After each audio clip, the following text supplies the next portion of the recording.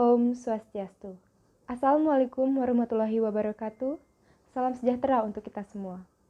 Perkenalkan, nama saya Luhputu Chandra Apriliani dengan NIM 18130910003 dari jurusan Biologi dan Perikanan Kelautan, Prodi Biologi, Universitas Pendidikan Ganesha.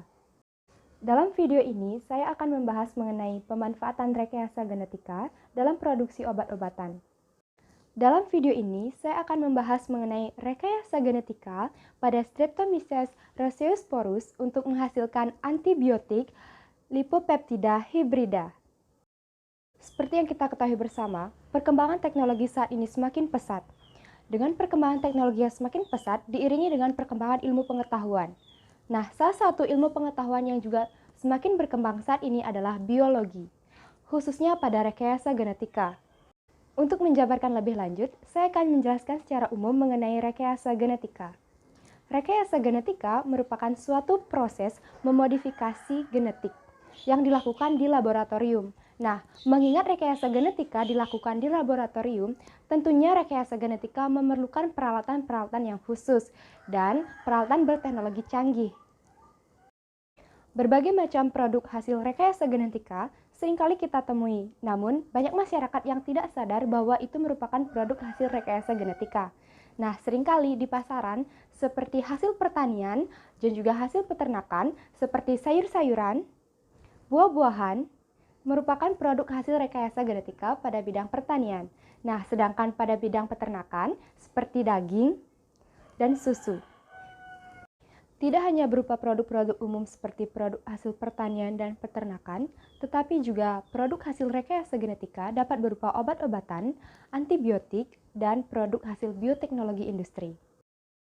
Produk rekayasa genetika umumnya di pasaran diberikan label berupa PRG atau kependekan dari produk rekayasa genetika, sedangkan dalam bahasa Inggrisnya dikenal dengan GMO atau Genetic Modified Organism. Produk hasil rekayasa genetika hingga saat ini masih menjadi kontroversi di pasaran. Hal ini diakibatkan adanya ketakutan antara masyarakat dengan produk hasil rekayasa genetika. Tapi tidak dapat kita pungkiri bahwa produk hasil rekayasa genetika merupakan produk yang memiliki kualitas yang unggul. Produk hasil rekayasa genetika tidak hanya pada produk bidang pertanian dan peternakan, tapi juga pada bidang medis. Nah, salah satu hasil dari produk rekayasa genetika pada bidang medis yaitu berupa obat-obatan dan juga antibiotik. Nah, dalam penelitian ini akan dibahas lebih lanjut mengenai hasil rekayasa genetika dari Streptomyces rheosporus untuk menghasilkan antibiotik. Antibiotik merupakan zat antibakteri yang diproduksi oleh berbagai spesies mikroorganisme, baik itu bakteri, jamur, dan actinomycota, yang dapat menekan pertumbuhan atau membunuh mikroorganisme lainnya. Salah satu jenis antibiotik yang menjadi objek dalam penelitian ini adalah antibiotik dari lipopeptida hibrida yang dihasilkan oleh Streptomyces rheosporus. Streptomyces rheosporus merupakan bakteri gram-positif yang pertama kali diisolasi dari sampel tanah dari Gunung Ararat yang berada di Turki. Karena bakteri Streptomyces rheosporus merupakan bakteri gram-positif, maka sebagian besar dinding selnya mengandung peptidoglikan. Sama seperti bakteri gram-positif lainnya, bakteri Streptomyces rheosporus juga mengandung asam lipoteikoat, asam teikoat, peptidoglikan, dan fosfolipid. Streptomyces rheosporus dikenal dapat menghasilkan daptomisin yang merupakan semi-sintetik antibiotik yang diproduksi melalui fermentasi Streptomyces rheosporus. Daptomisin adalah molekul kompleks yang saat ini menjadi salah satu objek penelitian dalam mendefinisikan konformasi aktif secara biologis. Daptomisin merupakan antibiotik lipopeptida yang pertama kali disetujui untuk pengobatan patogen gram-positif, yang secara umum daptomisin dapat dimanfaatkan sebagai antibiotik untuk mengobati infeksi bakteri serius pada kulit.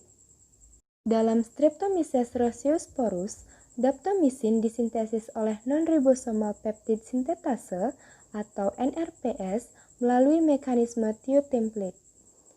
NRPS biasanya terdiri dari beberapa subunit yang masing-masing dibagi menjadi satu set modul. Modul individual minimal terdiri dari adenylasi, kondensasi, dan tiolasi. Domain dan secara kolektif bertanggung jawab untuk mengenali asam amino spesifik dan perakitan mereka dalam urutan yang benar. Gugus gen biosintetik daptomisin dari Streptomyces rhesiosporus meliputi 3 gen, yaitu DPTA, DPTBC, dan DPTD, yang menyandikan subunit NRPS multimodular untuk merakit peptida inti. Kluster gen DPT cloning memberikan kesempatan untuk mempelajari biosintesis daptomisin dan untuk mengeksplorasi metode untuk membangun lipopeptida baru dengan rekayasa genetika.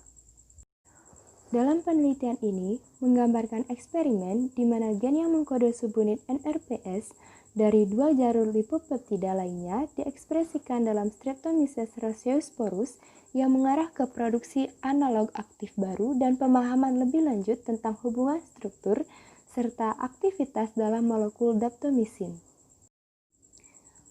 Pengenalan subunit yang membawa substitusi ke dalam inti peptida akan menghasilkan analog dari daptomisin untuk memfasilitasi penjelasan hubungan antara struktur serta aktivitas, serta menyediakan sarana untuk menghasilkan turunan yang diinginkan dengan fermentasi.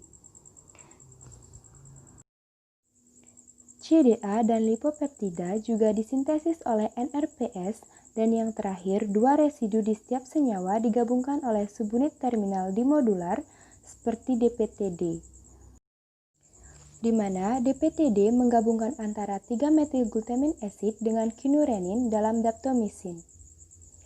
CDA-PS3 disandikan oleh CDA-PS3 dalam Streptomyces coleocorin dengan menggabungkan antara 3-metilglutamin acid dengan triptopan dalam CDA, dan LPTD dikodekan oleh LPTD di Streptomyces feridae dengan menghubungkan antara 3-metilglutamin acid dengan ilean, serta dalam alpha lower frekuensi, hubungan antara 3-metilglutamin acid dengan valin. Rekombinan pada awalnya dinilai dengan indikator patch overlay dari transforman. Strain yang mengandung PMF22, PMF23, dan PMF26 telah diuji memperlihatkan penghambatan pertumbuhan Staphylococcus aureus dari strain dengan PMF30. Dalam penelitian ini dikembangkan NRPS sistem trans pelengkap untuk menghasilkan senyawa baru, di mana subunit heterolog pertukaran telah berhasil menghasilkan hibrida aglukon poliketida terkait dengan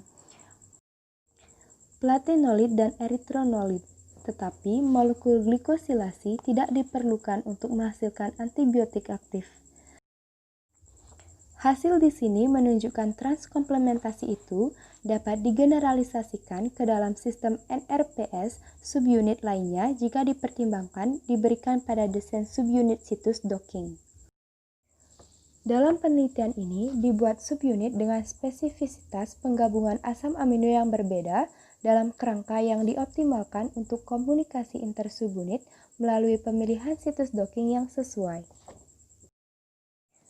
Penelitian ini menunjukkan kegunaan transkomplementasi subunit sebagai metode yang digunakan untuk merekayasa antibiotik peptida non-ribosom yang disintesis di Streptomyces rhesiosporus, transkomplement dari subunit NRPS yang dimodular, serta terminal dimodular dengan subunit dimodular heterologis yang produktif dan kuat.